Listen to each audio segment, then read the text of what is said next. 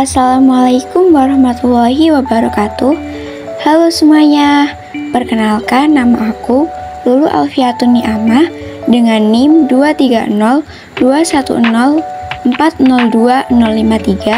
dari Program Studi Pendidikan Bahasa dan Sastra Indonesia.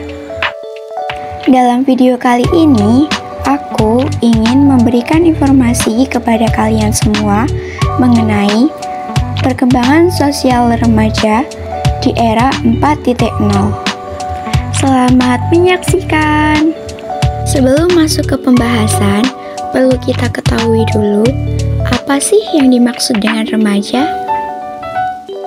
Remaja yang dalam bahasa aslinya disebut adolescence berasal dari bahasa Latin adolescere yang artinya tumbuh atau tumbuh untuk mencapai kematangan. Perkembangan lebih lanjut, istilah adolescence sesungguhnya memiliki arti yang luas, mencakup kematangan mental, emosional, sosial, dan fisik. Harlock 1991. Pandangan ini didukung oleh Piaget dalam Harlock 1991 yang mengatakan bahwa secara psikologis, remaja adalah suatu usia di mana individu menjadi terintegrasi ke dalam masyarakat dewasa. Suatu usia di mana anak tidak merasa bahwa dirinya berada di bawah tingkat orang yang lebih tua, melainkan merasa sama atau paling tidak sejajar. Remaja sebetulnya tidak mempunyai tempat yang jelas. Mereka sudah tidak termasuk golongan anak-anak, tetapi belum juga dapat diterima secara penuh untuk masuk ke golongan orang dewasa. Remaja ada di antara anak dan orang dewasa.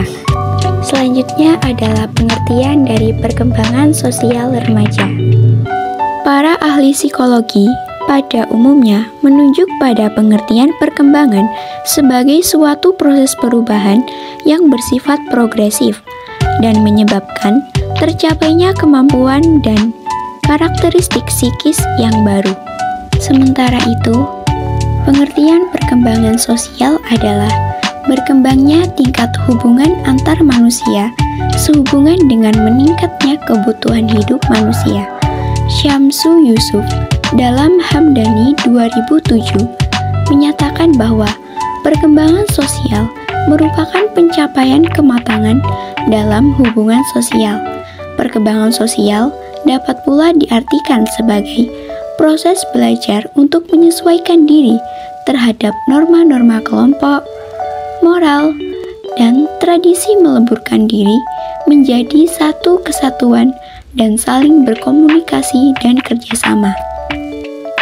Selanjutnya adalah faktor-faktor yang mempengaruhi perkembangan sosial remaja.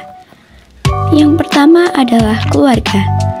Keluarga merupakan lingkungan pertama yang memberikan pengaruh terhadap berbagai aspek perkembangan anak, termasuk perkembangan sosialnya. Kondisi dan tata cara kehidupan keluarga merupakan lingkungan yang kondusif bagi sosialisasi anak. Di dalam keluarga berlaku norma-norma kehidupan keluarga, dan dengan demikian, pada dasarnya, keluarga merekayasa perilaku kehidupan anak. Faktor yang kedua adalah kematangan anak. Bersosialisasi memerlukan kematangan fisik dan psikis.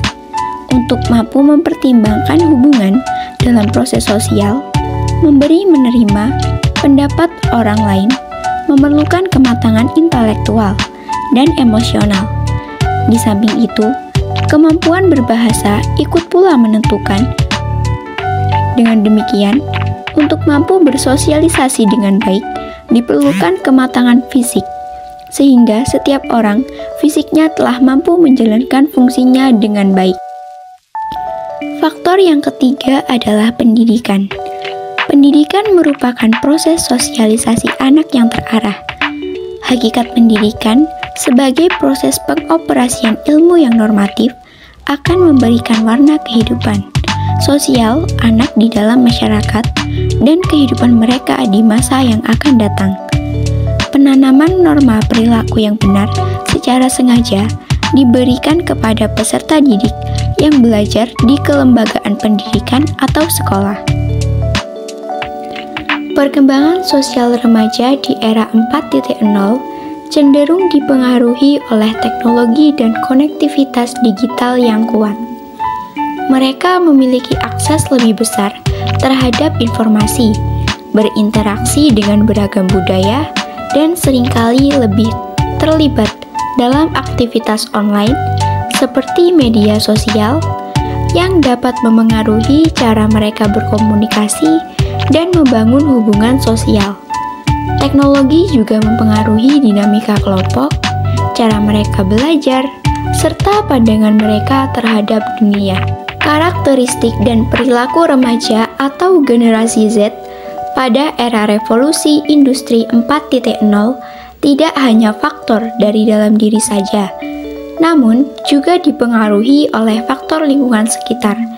Pada era revolusi industri 4.0, self-concept remaja dibangun tidak hanya dari hubungan yang terjadi di dunia nyata, tetapi self-concept remaja sangat dipengaruhi oleh hubungan dan interaksi yang terjadi di dunia maya melalui media sosial. Tanggapan dari orang lain di media sosial, baik like maupun komentar, akan membentuk self-concept remaja. Remaja yang mendapatkan banyak like dan komentar yang positif pada postingannya akan merasa disukai dan dihargai sehingga self-esteem-nya tinggi.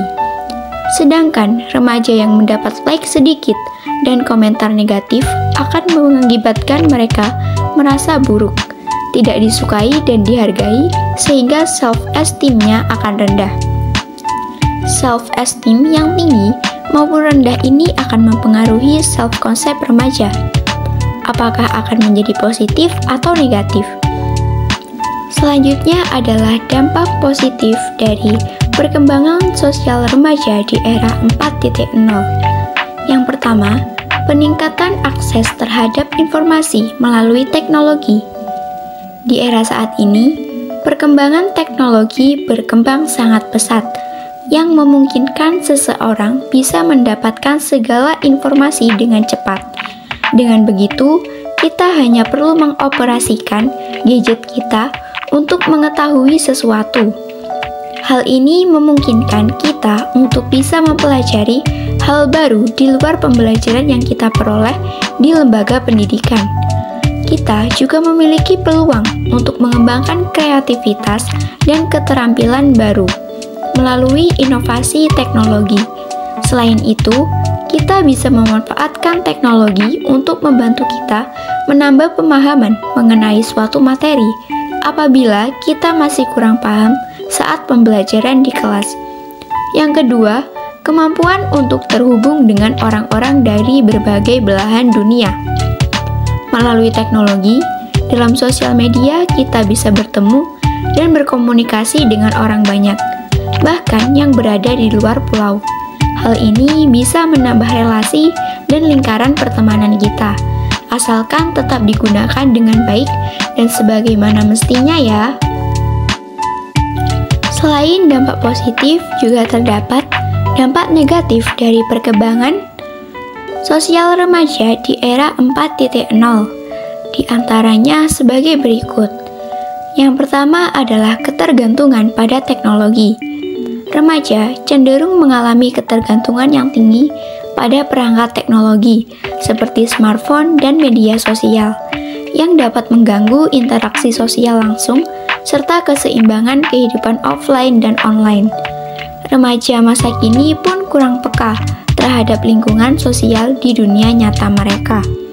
Tidak jarang kita menemui remaja yang saat ini lebih betah di dalam rumah untuk bermain gadget daripada ikut perkumpulan remaja seperti Karang Taruna.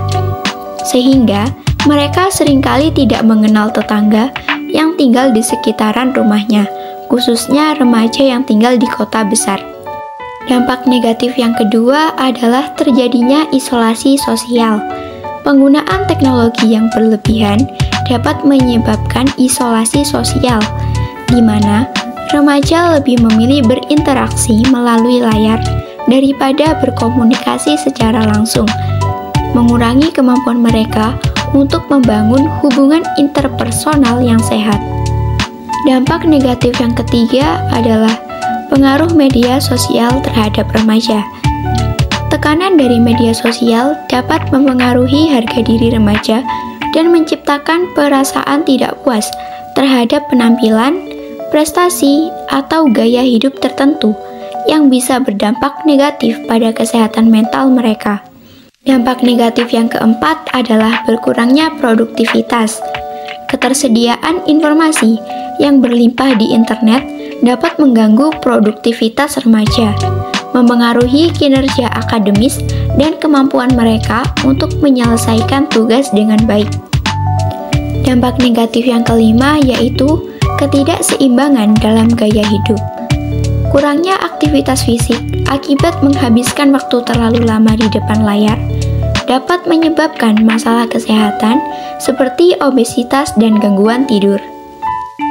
Solusi yang dapat dilakukan untuk mengatasi suatu kasus permasalahan yang timbul akibat dampak negatif dari perkembangan sosial remaja di era 4.0 yakni sebagai berikut. Yang pertama, pendidikan digital. Memastikan remaja memahami bagaimana menggunakan teknologi dengan bijak dan bertanggung jawab. Ini termasuk literasi digital dan kesadaran privasi. Solusi yang kedua yaitu komunikasi terbuka. Membuka saluran komunikasi yang sehat antara orang tua dan remaja, agar mereka merasa nyaman berbicara tentang masalah yang dihadapi di dunia digital. Solusi yang ketiga yaitu pengawasan yang terkontrol. Memberikan pengawasan yang seimbang terhadap aktivitas online remaja tanpa terlalu mengintimidasinya. Woi Cuk, ini kan Dimas nggak ada.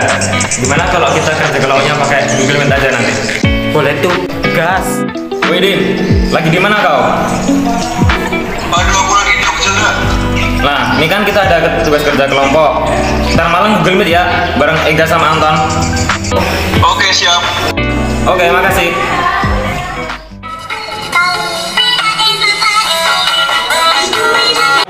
Sekarang mati loh. Hanya.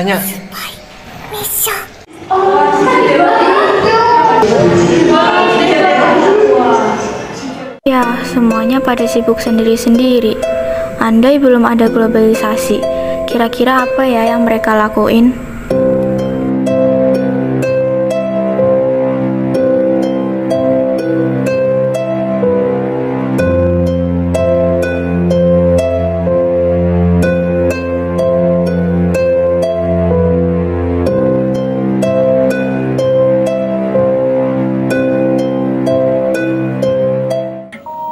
Sekian video pembelajaran saya mengenai perkembangan sosial remaja di era 4.0. Semoga bisa bermanfaat dan menambah pengetahuan serta wawasan bagi kita semua ya. Terima kasih. Wassalamualaikum warahmatullahi wabarakatuh.